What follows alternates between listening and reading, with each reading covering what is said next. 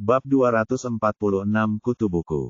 Ada teriakan dan makian terus-menerus di luar, dan Yang Daceng mengambil sekop dan menghadapi para penyusup di halaman. Nyonya rumah di ruangan itu sedang menggendong anaknya dengan gugup, memandang keluar dengan ketakutan, wajahnya pucat. Anak dalam pelukan Nyonya rumah berjuang dan ingin mengambil sapu di dalam rumah untuk membantu ayahnya keluar. Nyonya rumah yang tersinggung itu meraihnya di pangkuannya, menamparnya, dan kemudian memeluknya erat-erat, takut anak itu akan melakukannya berlari keluar dan diintimidasi. Tinggallah di rumah, aku akan keluar dan melihat-lihat. Zupingan meletakkan mangkuk dan sumpit, menyentuh kepala anak nakal itu dan menghiburnya, lalu bangkit dan berjalan keluar alasan. Saudaraku, tolong jangan keluar. Berhati-hatilah agar mereka melibatkanmu. Orang-orang ini tidak masuk akal. Melihat Zupingan hendak keluar, pahlawan wanita itu tidak bisa menahan diri untuk tidak membujuknya. Zupingan terlibat tanpa alasan.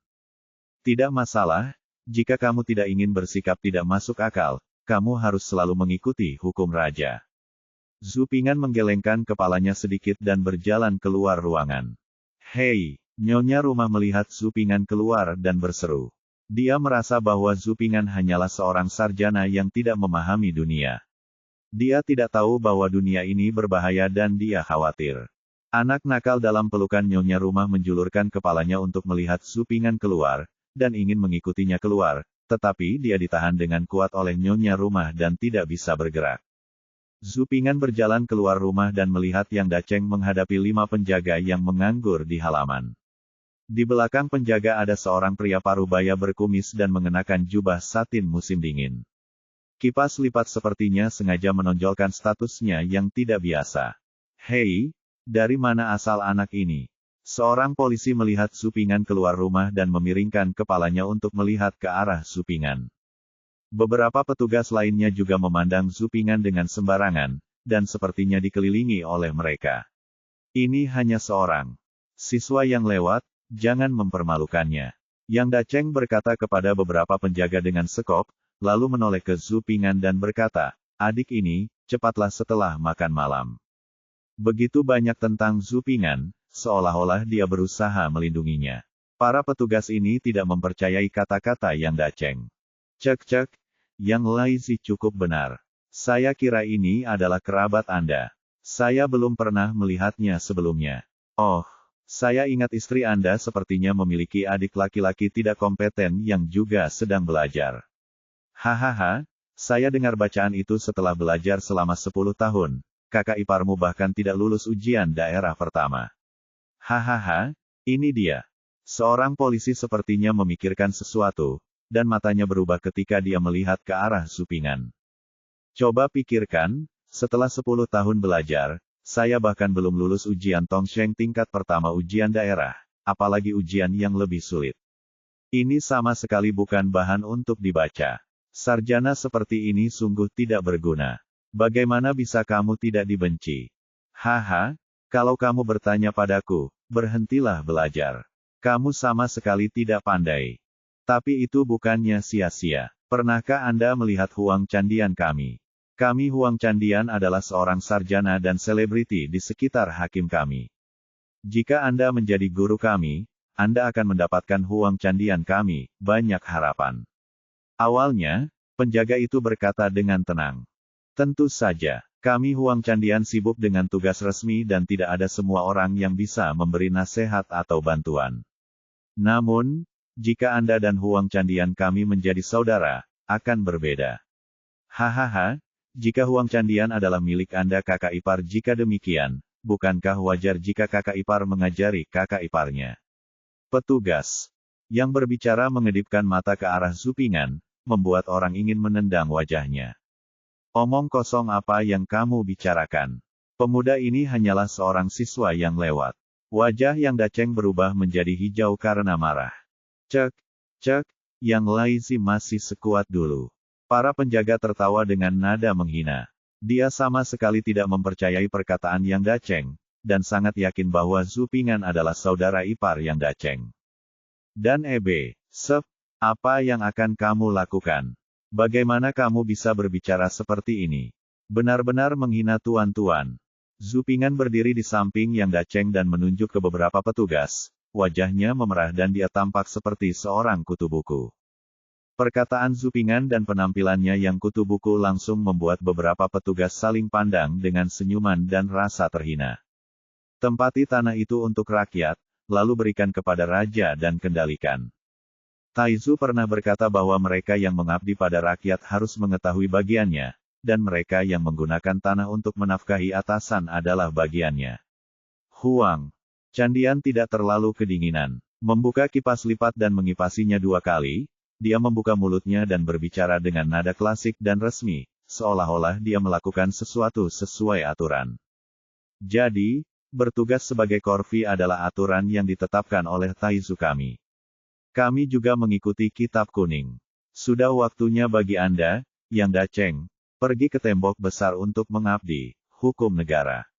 Yang lebih kecil dari mereka akan menjalani hukuman penjara, kasus yang serius akan dipenggal. Huang Candian menutup kipas lipatnya, mengulurkan tangan kanannya untuk menyentuh kumisnya, dan memandang Yang Dacheng dan berkata dengan benar. Lihat betapa terampilnya Huang Candian menggunakan kutipan dari kitab suci, tuduhan yang tidak masuk akal, dan kemudian ancaman. Zhu Ping'an mengetahui bahwa orang ini tidak melakukan hal semacam ini sekali atau 2 kali, juga tidak melakukannya selama 2 tahun. Pejabat daerah tidak sebaik yang sekarang, dan terkadang kelalaian tugas di tingkat akar rumput bahkan lebih buruk lagi. Kerugiannya lebih besar.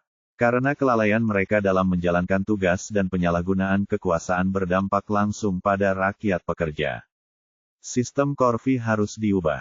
Sistem resmi juga harus diubah. Zhu Ping'an melihat pemandangan ini dan diam-diam membuat catatan di dalam hatinya. Ini konyol. Saya hanya melakukan pekerjaan Korvi menggali sungai dan mengeruk sungai di musim semi.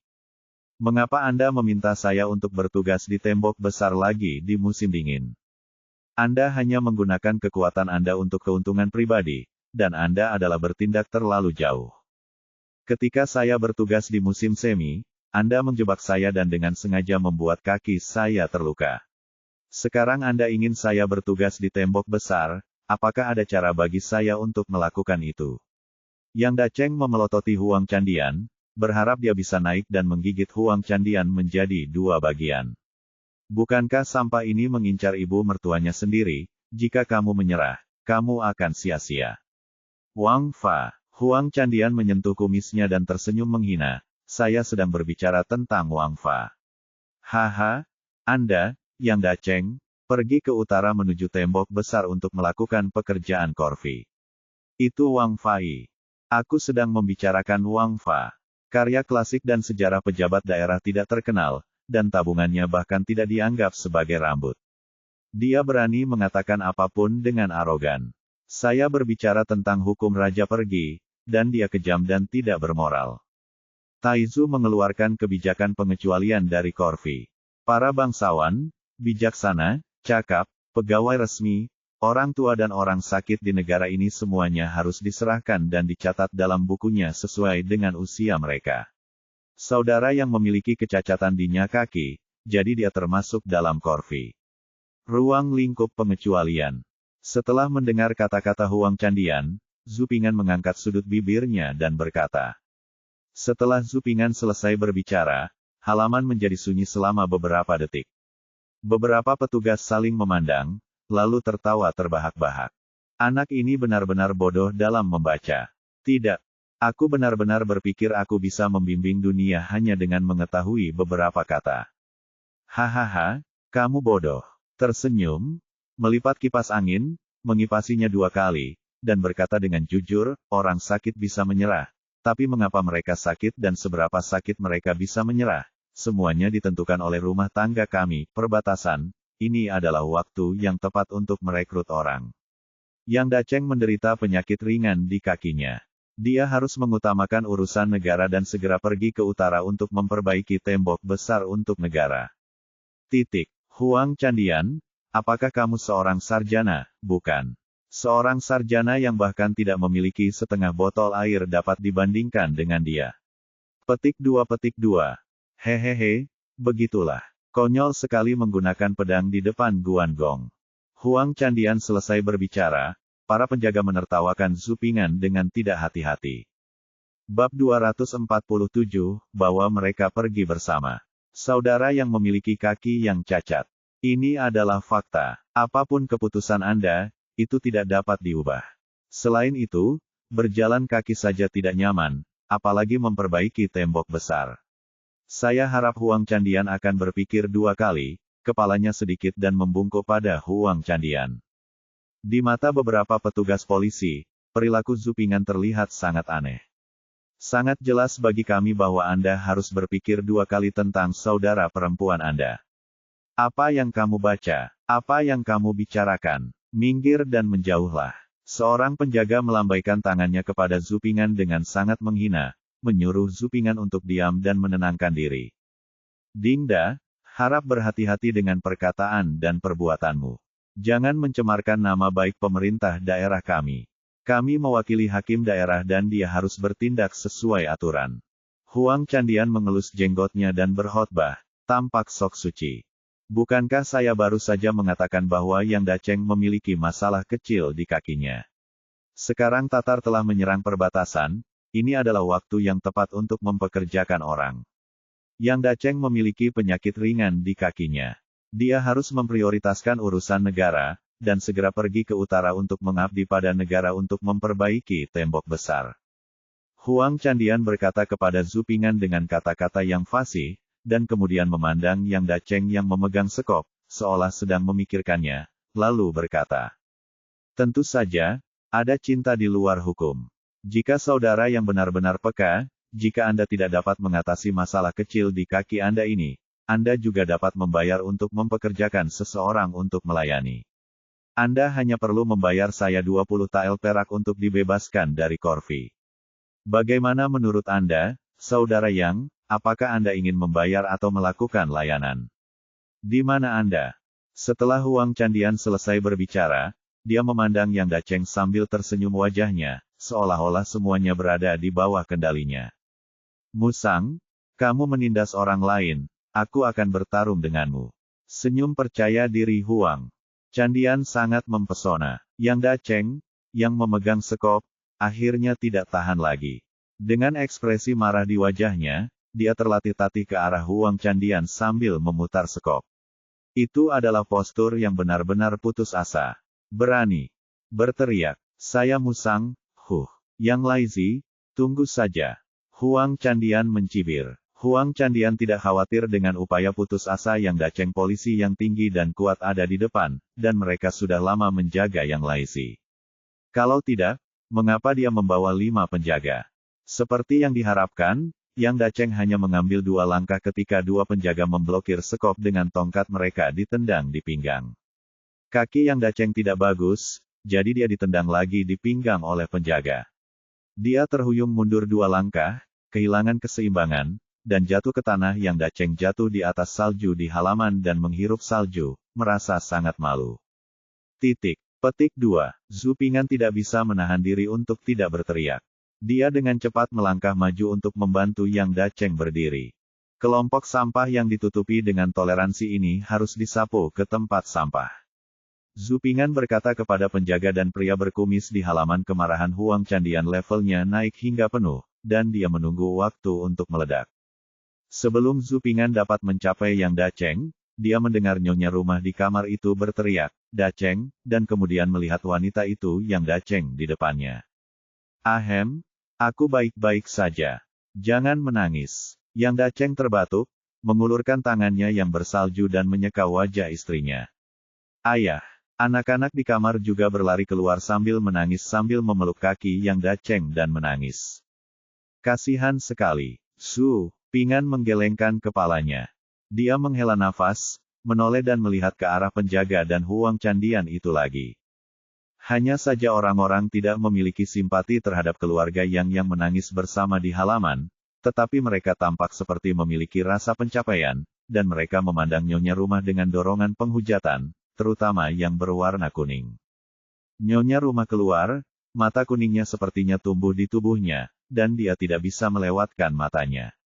"Saudara-saudara, sulit untuk tidak mematuhi perintah raja. Tidak ada yang bisa kami lakukan." Saya rasa keluarga Anda tidak bisa melakukannya, membayar uangnya. Ayo, saudara yang bisa pergi dan membangun tembok besar. Dia masih punya $10 sehari. Anda, jangan khawatir, ibu dan anak. Bagaimanapun, saya memiliki hubungan yang baik dengan saudara Yang. Baiklah, mari kita lakukan ini. Ketika saudara yang tidak ada di rumah untuk membangun tembok besar, saya akan datang dari waktu ke waktu untuk mengambilnya menjagamu, ibu dan anak. Huang Candian memandangi nyonya rumah dan menelan seteguk air liur. Dia terhibur oleh nafsunya. Penampilannya sangat buruk, dan dia bisa tahu sekilas bahwa dia memiliki niat jahat. Nyonya rumah memelototi Huang Candian dan meludah dengan keras. Petik 2. Musang, jika kamu berani menyentuh ibu mertuaku, aku tidak akan membiarkanmu pergi meskipun aku hantu. Mata yang daceng membelalak, dia menunjuk ke arah Huang Candian dan bersumpah. Orang jahat, pukul kamu sampai mati. Bocah, nakal yang memegang paha yang daceng sambil menangis, melepaskan tangan yang daceng, mengutuk Huang Candian, dan bergegas mendekat dengan tangan kecilnya terangkat. Anjing, tidak. Ketika nyonya rumah melihat ini, dia tidak bisa menahan diri untuk tidak berteriak ketakutan. Apa yang bisa dilakukan bocah bodoh ini jika dia bergegas? Dia bahkan tidak bisa menggaruk lengan dan kaki kecilnya. Jika dia dipukul atau ditendang, nyawanya akan hilang, sulit untuk diselamatkan. Pada saat kritis, Zhu Ping'an meraih anak nakal itu dan memeluknya erat-erat. Melihat ini, nyonya rumah menghela nafas lega. Lepaskan aku, kamu juga orang jahat, memakan makananku dan membantu orang jahat, pukul kamu. Bocah nakal itu ditangkap oleh Zhu Ping'an. Dengan marah, dia mengangkat tangan kecilnya untuk menyambut Zhu Ping'an, tapi meski dengan seluruh kekuatannya, tidak terlalu menyakitkan. Nyonya rumah menggendong yang daceng sambil menangis. Anak itu juga dengan panik menyapa Zhu Ping'an, sementara para penjaga dan Huang Candian di sisi lain melihat pemandangan ini dengan jijik. Apa yang terjadi, Cacat Yang, kamu masih ingin memberontak? Seorang pelayan berkata dengan sinis, lalu dia berkata dengan nada menggoda, seolah sedang memikirkan keluarga yang daceng, lupakan saja, tidak mudah untuk melihatmu, jadi ayo lakukan ini. Keluarga Huang Candian kami sedang sibuk akhir-akhir ini, dan kami kekurangan pembantu, ayo lakukan ini.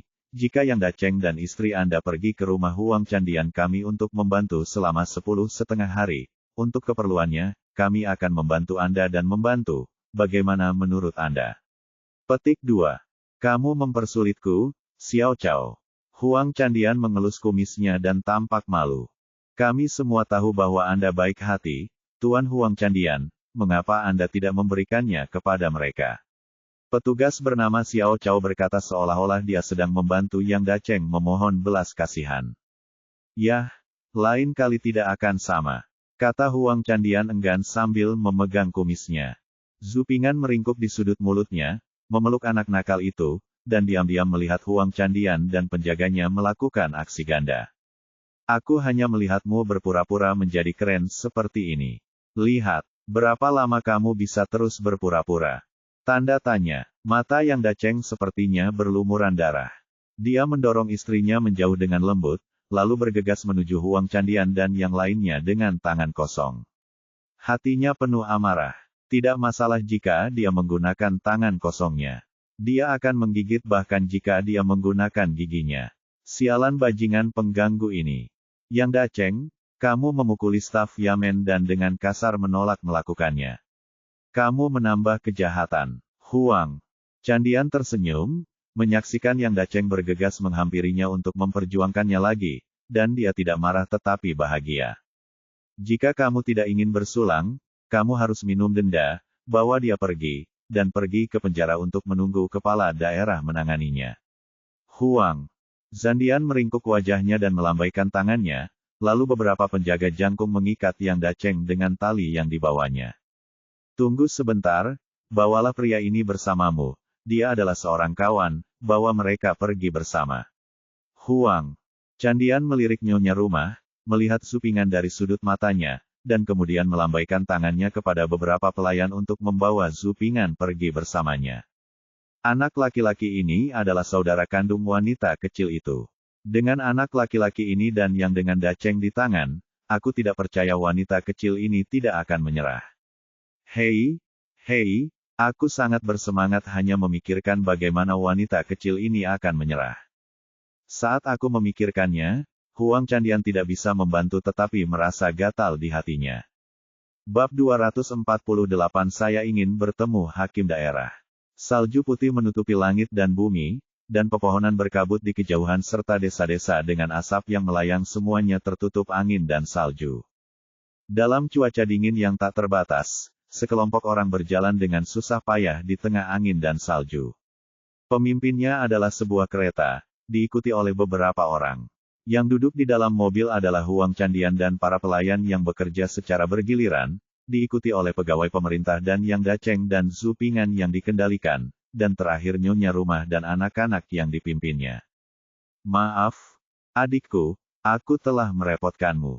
Aku akan menjelaskannya saat kita sampai di kantor pemerintah daerah, dan kamu boleh pergi nanti. Hanya saja aku kasihan pada istri dan anak-anakku. Daceng terlatih tati di salju. Di tanah, dia meminta maaf kepada Zhu Pingan. Tangan Yang Daceng diikat dengan tali oleh pejabat pemerintah. Dia memandang istri dan anak-anaknya yang mengikutinya dengan perasaan tertekan, dan menghela nafas. Yang Daceng dan Zhu Pingan dibawa pergi atas perintah Huang Candian. Menantu perempuan Yang Daceng berinisiatif untuk mengikuti mereka. Dia mengkhawatirkan Yang Daceng dan pergi ke pemerintah daerah untuk bersaksi dan membantu suaminya. Sedangkan untuk anak nakal, ia pun berinisiatif untuk mengikutinya, dan Nyonya Rumah pun setuju. Kemalangan dan keberuntungan bergantung satu sama lain, saudara Yang, jangan terlalu sedih. Zhu Pingan menasihati. Aduh, Yang Daceng hanya menghela nafas. Yang Daceng berterima kasih atas kenyamanan Zhu Pingan, tapi dia tidak menganggapnya serius. Berdasarkan penilaiannya, aku khawatir kali ini akan menjadi buruk. Musang ini yang paling kejam. Sayangnya, dia hanya membenci dirinya sendiri karena tidak bisa menjadikannya sebagai pendukung kepadanya. Apa yang harus mereka lakukan?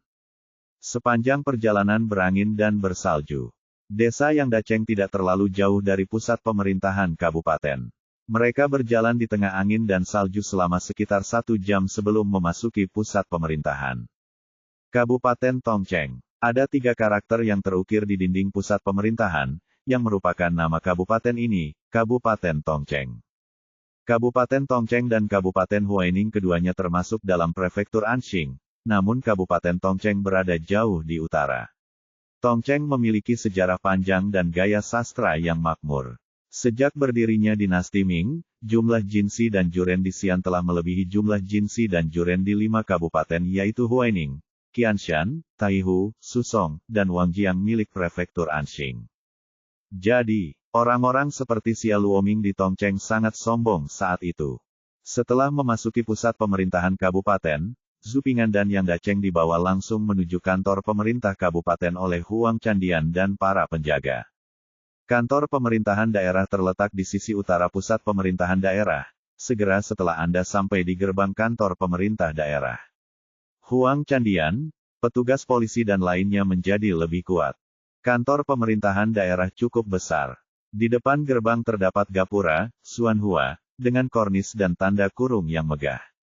Plakat di depan gapura tersebut bertuliskan 4 kata, pemerintahan kuno Tongcheng, yang dimaksudkan untuk menggambarkan bahwa Tongcheng Kabupaten mempunyai sejarah yang panjang. Pemerintahan yang bagus. Xuanhua, berarti propaganda dan pencerahan rakyat. Menurut praktik lama, Hakim daerah akan menyampaikan dekrit tersebut di bawah lapangan Xuanhua setiap hari pertama dan ke-15 bulan lunar. Isinya umumnya tentang menghormati orang tua, mempersatukan desa, menaati hukum dan membayar pajak, del. Di sisi kiri gerbang pemerintahan kabupaten terdapat 2 buah loh batu.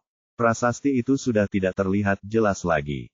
Gerbang kantor pemerintah daerah selebar 3 ruangan, dan sebuah gendang pengaduan, ditempatkan di bagian depan sisi timur agar masyarakat dapat menabuh genderang dan menyampaikan keluhannya. Pergi ke pintu. Yang Daceng tiba-tiba merasakan ledakan kekuatan. Terlepas dari kenyataan bahwa tangannya terikat, dia harus pergi ke gendang ketidakadilan untuk menabuh genderang untuk mengungkapkan keluhannya.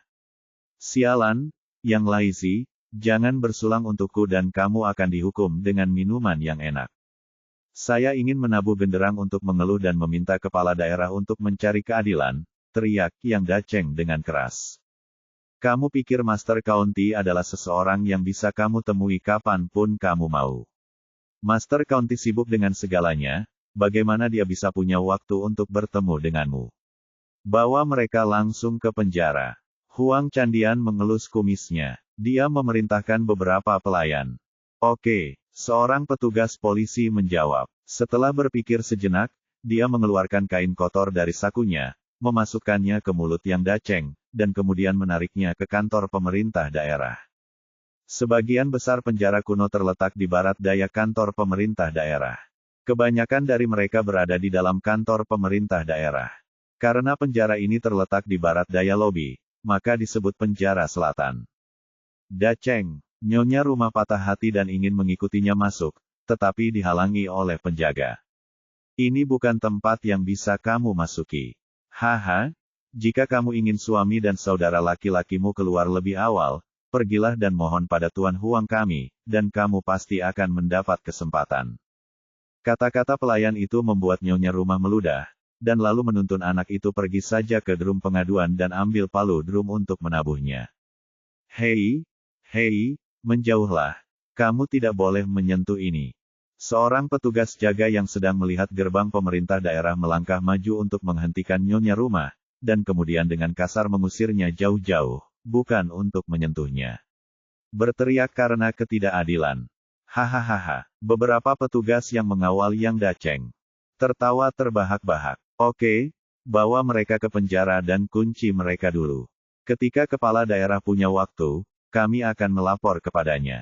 Huang Chandian memandang Yang Dacheng dengan jijik, melambaikan tangannya, dan menyuruh penjaga untuk bergegas mengirim Yang Dacheng dan Zhu Ping'an ke penjara daerah, lalu menoleh ke Nyonya Rumah dan berkata, saudara-saudara, jika Anda butuh sesuatu, datanglah kepada saya. Mereka semua tahu di mana saya berada, dan Anda dapat bertanya kepada siapapun. Bukan mudah bagimu juga. Jika aku bisa membantu, aku akan membantu. Ayo pergi. Petugas itu mendorong Yang Dacheng menuju kantor daerah. Petugas lain ingin mendorong Zhu Ping'an, tetapi Zhu Ping'an mengambil inisiatif untuk mengambil 2 langkah ke depan. Di gerbang kantor pemerintah daerah. Hei, kutu buku ini sangat patuh. Petugas yang awalnya ingin mendorong Zhu Ping'an tertawa ketika melihat ini. Petugas lain juga mengolok-olok Zhu Ping'an begitu dia masuk ke penjara, dia akan melakukannya. Sudah waktunya dia menangis. Saya ingin bertemu dengan hakim daerah. Di hadapan semua orang, Zhu Ping'an berjalan ke pintu dan berkata kepada petugas yang bertugas di depan pintu. Saya ingin menemui hakim daerah. Ketika semua orang mendengar ini, mereka tertawa terbahak-bahak. Kutu buku ini masih belum mengerti apa yang terjadi sekarang. Bukan Anda yang meminta keluhan dengan membaca. Yang Dacheng juga memandang Zhu Ping'an tanpa daya. Saya dan istri saya baru saja mencobanya, tetapi tidak berhasil. Nyonya Rumah menggendong anak itu dan memperhatikan dari kejauhan. Dia juga tidak optimis dengan perilaku Zhu Ping'an, dan dia juga sedikit khawatir. Adik laki-laki ini terlalu banyak membaca dan tidak tahu betapa gelapnya kenyataan. Anda dapat menemui hakim daerah segera setelah Anda mengatakannya. Pergi dan tetaplah di penjara Anda. Petugas yang bertugas di pintu mengenal Huang Chandian dan petugas lainnya pejabat tidak bisa menahan tawa. Maaf, Liu Tu. Huang Chandian berkata sambil tersenyum, saat kami memenjarakan mereka, saya akan mentraktir Anda minum. Hahaha, Anda mengatakan itu. Ada suasana ceria di gerbang Yamen. Saya ingin menemui hakim daerah. Kemudian seseorang masih merusak suasana harmonis dan mengulangi apa yang baru saja dia katakan. Kamu bodoh. Petugas yang bertugas melihat ke samping. Wajah Huang Zan menjadi gelap. Petugas yang bertanggung jawab atas Zhu Ping'an bergegas maju untuk membersihkan Zhu Ping'an. Dia telah menyiapkan semua kaus kaki yang robek, dan berencana untuk naik dan memasukkan kaus kaki yang robek itu ke dalam mulut Zhu Ping'an terlebih dahulu. Lalu beri dia 3 lagi 2 kaki, beritahu dia apa artinya membuka pintu Yamen di selatan. Kutu buku ini tidak bisa melakukannya tanpa bertarung. Saya ingin bertemu hakim daerah. Zhu Ping'an mengulangi. Apa-apaan ini? Petugas yang bertugas menjadi pucat dan membuka mulutnya untuk mengutuk, tetapi dia tercekat di tengah kata-katanya, seolah-olah dia telah menelan seteguk makanan. Karena Zhu Ping'an berdiri di depan petugas yang bertugas dengan sebuah voucher yang dicap dengan stempel pertahanan resmi Guanfang dan berbagai stempel resmi, lalu memandangnya sambil tersenyum. Ada apa denganku? Zhu Ping'an bertanya dengan senyum lembut di bibirnya. Petugas yang bertugas memiliki wajah seperti burung layang-layang. Perubahan ini terjadi begitu tiba-tiba sehingga dia tidak siap sama sekali. Wajahnya berkedut dan dia tiba-tiba mengeluarkan sekuntum bunga karena amarahnya. Kamu sangat bodoh. Perubahan ini begitu cepat sehingga petugas yang bertanggung jawab atas Zhu Ping'an tidak menyadarinya sama sekali. Begitu Zhu Ping'an selesai berbicara, orang ini mengambil kata-kata itu dan memarahinya sebaik Liu Tutao. Terkadang, haha, saya melakukannya. Setelah mengatakan itu, orang ini datang dengan kaus kaki yang bau dan hendak memasukkannya ke dalam mulut Zhu Ping'an. Kamu bodoh sekali. Pada saat itu, petugas yang sedang bertugas tiba-tiba bergegas menghampiri petugas yang maju, mengumpat dengan keras, lalu muncul dengan mulut yang keras dan terus berdenging. Apa yang sedang terjadi? Petugas yang memegang kaus kaki bau itu tercengang oleh petugas yang bertugas dan omelan dari penjaga toko. Yang juga bodoh adalah Huang Candian dan beberapa pelayan di bawahnya.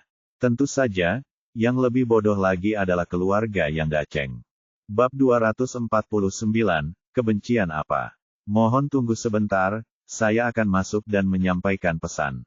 Setelah petugas yang bertugas selesai memukuli pelayan yang hampir menyinggung Zhu Ping'an, dia mendatangi Zhu Ping'an dan berkata dengan senyuman di pinggangnya, penuh hormat dan antusias, sepenuhnya berbeda dari sebelumnya.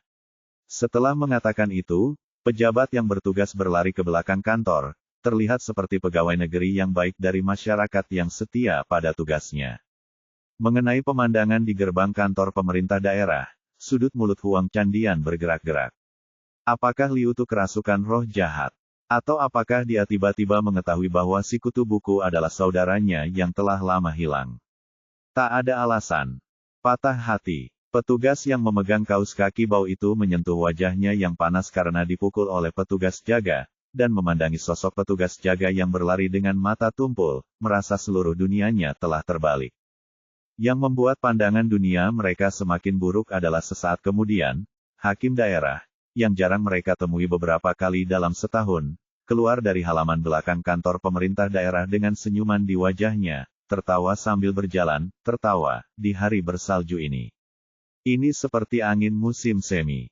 Pejabat yang bertugas menundukkan kepalanya dan mengikuti di belakang hakim. Saya telah bertemu dengan hakim, kata Zhu Ping'an memberi hormat sebelum hakim tiba di depan pintu. Hakim Kabupaten Tongcheng berusia sekitar 50 tahun, dengan wajah berkilau.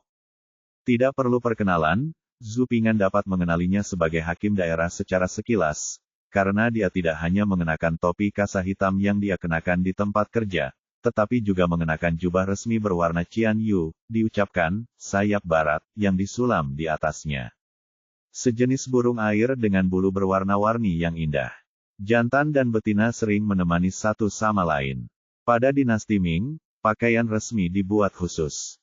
Menurut sistem, pejabat dengan sulaman burung di seragam resminya adalah pejabat tingkat ke-7. Di pemerintahan daerah, hanya hakim dengan pangkat ini yang boleh menyulam burung seperti itu seragam resmi mereka. Saat ini, tampaknya, berpakaian seperti binatang, adalah istilah yang sepenuhnya merendahkan, merujuk pada orang-orang yang hanya berpenampilan manusia tetapi tidak melakukan hal-hal manusiawi. Namun, pada dinasti Ming, binatang berpakaian, adalah kata yang baik, mengacu pada pejabat istana. Mengatakan bahwa seseorang adalah binatang berpakaian. Itu merupakan suatu kehormatan besar. Karena sistem seragam resmi dinasti Ming yang menyatakan, pejabat sipil memakai binatang dan perwira militer memakai binatang, orang menggunakan ungkapan, berpakaian seperti binatang, untuk merujuk pada pejabat istana. Di Huang Candian di luar gerbang kantor pemerintah daerah, saya melihat Zhu Ping'an, seorang kutu buku, hanya menundukkan tangannya saat bertemu dengan hakim, sangat kasar.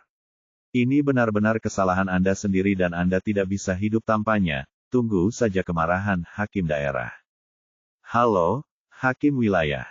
Huang Candian memimpin beberapa petugas ke depan, melewati Zupingan, dan membungkuk untuk menyapa Hakim, untuk mereka.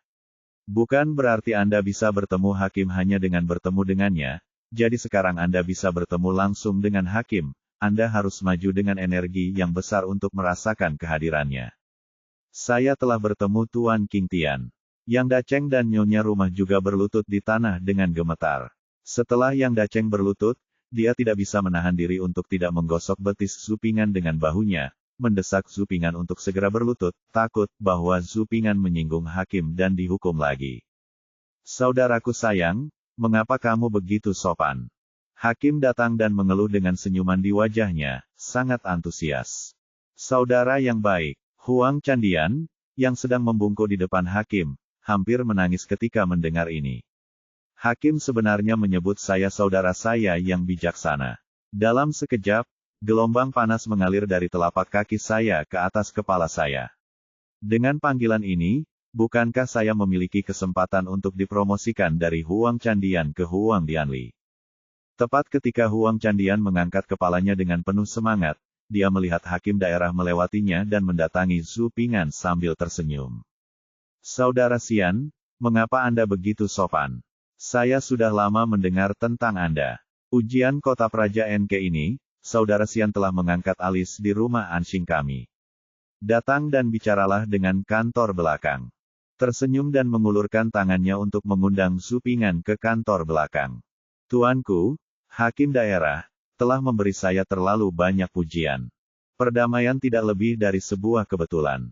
Dibandingkan dengan tuanku, pendidikan politik dan pencerahan Hakim Daerah di Tongcheng, itu tidak lebih dari kunang-kunang menuju bulan yang cerah. Keindahan Tongcheng adalah jalan raya 7 provinsi, ibu kota budaya Tiongkok, dan kota pertama Jianghuai. Namanya sekeras guntur, dan ini semua salahmu. Aku tidak punya kesempatan untuk mengunjungi Anda. Merupakan kehormatan besar untuk bertemu dengan Hakim Daerah hari ini. Dengan senyum kagum di wajahnya, Zupingan berterima kasih kepada Hakim Daerah.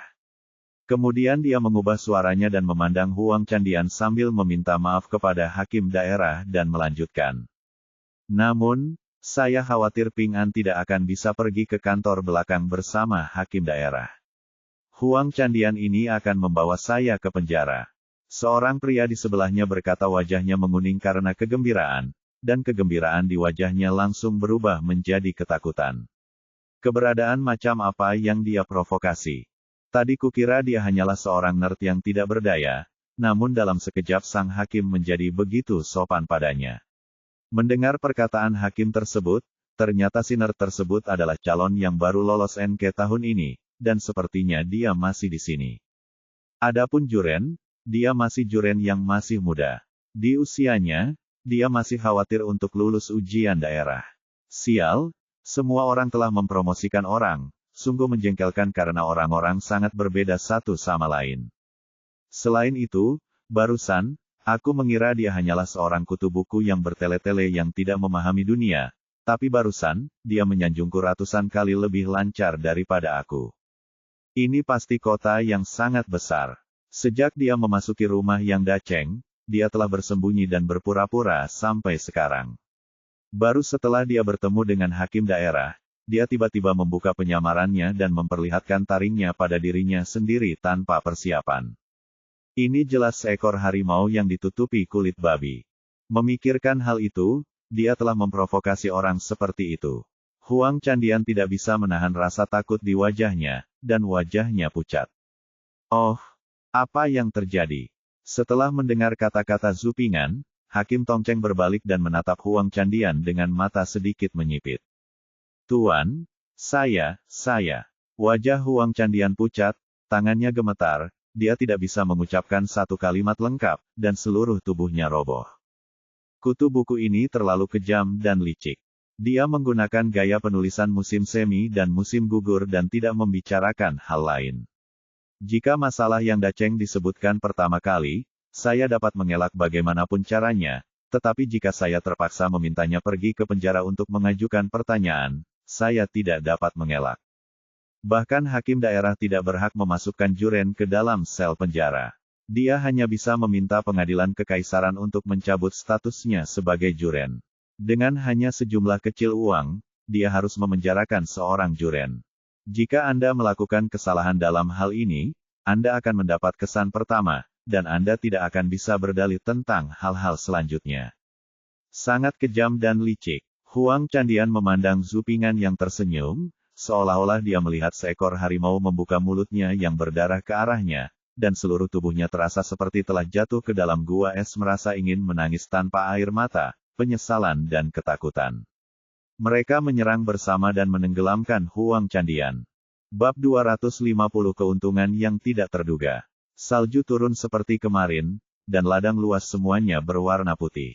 Pohon willow yang tertutup es dan salju di luar ruangan penuh dengan hiasan pohon, seperti batangan perak yang tergantung di pepohonan, yang sangat spektakuler.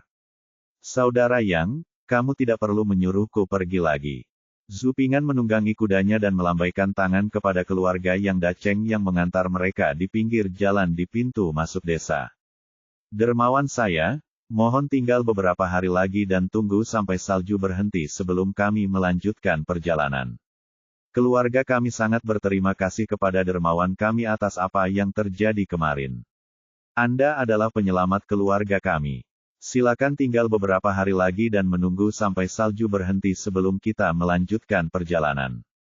Aku sangat ingin pergi, tapi menurutku keluargaku tidak merawatku dengan baik. Keluarga Yang Dacheng berusaha keras untuk mempertahankan Zhu Ping'an, dan berterima kasih kepada Zhu Ping'an dari lubuk hati mereka yang paling dalam.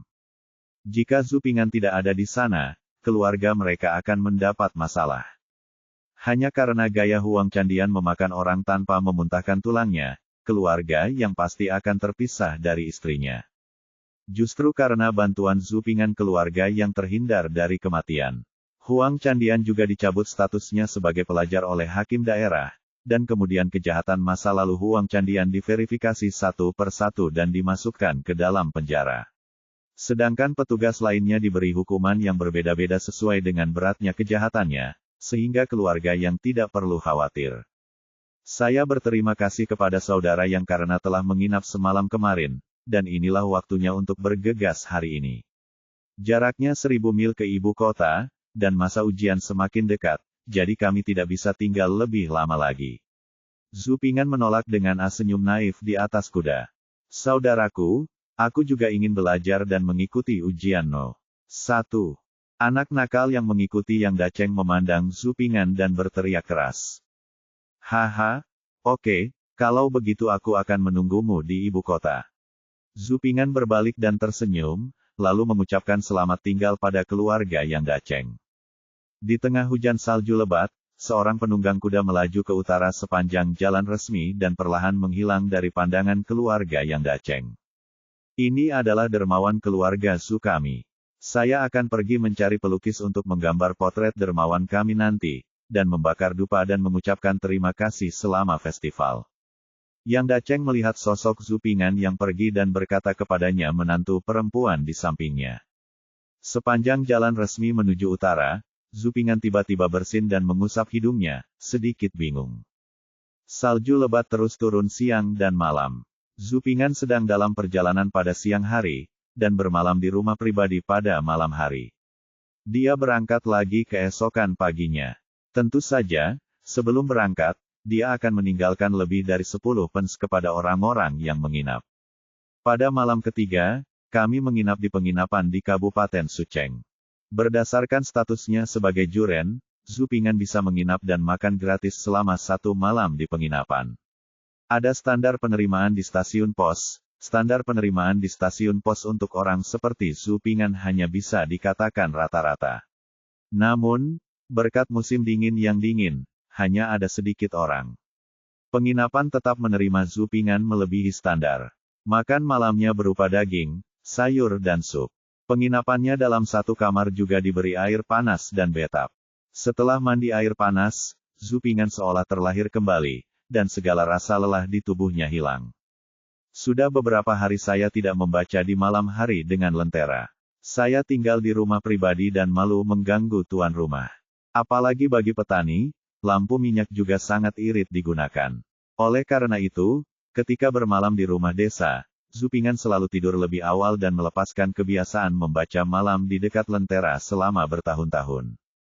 Tidak perlu terlalu khawatir di penginapan. Setelah membereskan meja, saya menyalakan lampu minyak. Namun, betapapun terangnya lampu minyak, tidak seterang dan pijar lampu neon modern, hanya sedikit redup. Meskipun lampu minyaknya redup dan aroma tintanya samar, namun tetap serasi. Itu membuat orang tenggelam ke dalamnya. Pertama-tama, aku menuliskan semua hal kecil yang terjadi selama beberapa hari terakhir di jalan, agar aku bisa menggunakannya sebagai jurnal perjalanan sehingga aku bisa menceritakannya kepada ibuku ketika orang tuaku menanyakannya sesampainya di rumah. Selesai menulis catatan perjalanan, Zupingan memilih Analects of Confucius dari buku yang dibawanya, meletakkannya di atas meja dan mulai membaca. Sang guru berkata, seorang pria sejati mencari jalan, bukan makanan. Membajak adalah tempat di mana keputusasaan berada, belajar, di mana gaji berada. Seorang pria peduli pada jalan tersebut, bukan kemiskinan. Dan N.B.S.P., sang guru berkata, seorang pria tidak punya apa-apa untuk dimakan dan tidak ada tempat tinggal, dan dia tidak memiliki keinginan untuk hidup damai. Dia peka terhadap berbagai hal dan berhati-hati dalam perkataannya. Dia memiliki cara yang benar, dan dia bersemangat untuk belajar. Dunia dalam kata itu luas, dalam teks, matahari dan bulan itu panjang. Setelah perjalanan yang melelahkan di tengah angin dan salju, membaca di malam hari dengan cahaya lilin juga menjadi salah satu kenikmatan. Pena dan tinta dapat menghilangkan dahaga dan menghilangkan penat dari puisi dan buku. Di tengah malam, matikan lampu dan tertidur, tidur malam yang nyenyak.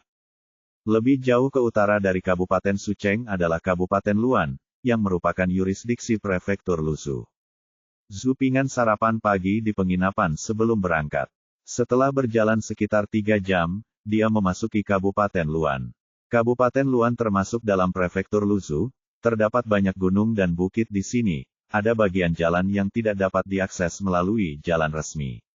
Zupingan harus mengendarai kudanya di sepanjang jalan tanah penduduknya relatif jarang. Zupingan melewati daerah pegunungan rendah pada siang hari. Dia menyalakan api dan memanggang daging kering di kaki gunung untuk makan siang, dan meminum air dari ketel labu yang dibawanya. Setelah makan siang, Zupingan menunggang kuda dan melanjutkan perjalanan, berharap dapat segera bertemu orang. Tidak lama setelah berkendara, Zupingan melihat seekor babi hutan hitam besar dengan berat lebih dari 300 kg. Ia sedang mencari makanan di kaki gunung. Pasti sedang turun salju lebat akhir-akhir ini gunung dan membuat babi hutan kelaparan. Saat melihat babi hutan itu, Zupingan menjadi waspada. Meski daging babi selalu disajikan di meja orang, namun Anda harus lebih berhati-hati saat bertemu dengan babi hutan di alam liar. Babi hutan bergerak sangat cepat, dan gadingnya dapat dengan mudah merobohkan pohon sebesar mangkuk. Saya pernah melihat berita sebelumnya, dan saya tahu bahwa babi hutan adalah omnivora, dan babi hutan yang lapar dapat menyerang manusia. Saya juga telah melihat banyak tragedi di berita di mana babi hutan menyerang dan bahkan memakan manusia. Pegunungan tertutup salju tebal, dan lelaki yang kelaparan tidak tahu harus berbuat apa. Hewan besar dengan berat lebih dari 300 kg jauh lebih sulit dihadapi daripada serigala liar. Bahkan pemburu pun membutuhkan 3 atau 5 ekor untuk berani berburu di alam liar babi hutan, jadi Zupingan lebih waspada. Di satu sisi, dia waspada terhadap babi hutan, dan di sisi lain, dia juga waspada terhadap pembunuhan Met. Benar saja, babi hutan itu tidak dapat menemukan apapun untuk dimakan. Ketika dia melihat Zupingan dan Samama, dia tetap bergegas. Zupingan sudah berjaga-jaga, ia menarik kendali kuda hitam Samat dan menunggangi kudanya secara melingkar untuk menghindari tabrakan babi hutan. Setelah melompat ke udara, babi hutan yang lapar itu menjadi gila. Ia menajamkan telinganya, mengangkat bulunya, melolong ke arah Zupingan, lalu mengejarnya dengan agresif.